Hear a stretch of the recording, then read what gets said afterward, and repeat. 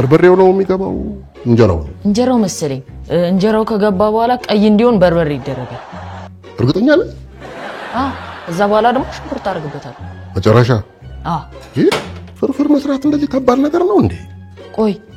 ለምን ፍርፍር የሚሰራ ማሽን አልሰራም እሱማ ገላግለኝ ነበር ደና ልዩ ላይ ነው ይፈረፈረው ወይስ እዛው ውስጥ ነው ፈርፈሩና ከዛ ከተተ እዚህ ላይ ማለት እየፈረፈርክ ነው የምከተው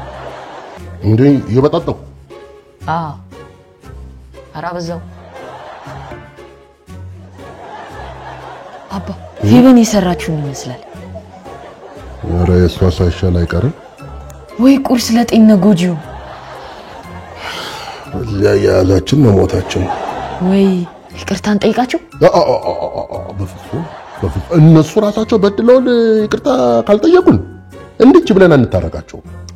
ለምን ጫምበላም ልጋብዘኝ ገንዘቤን ይጭነቀው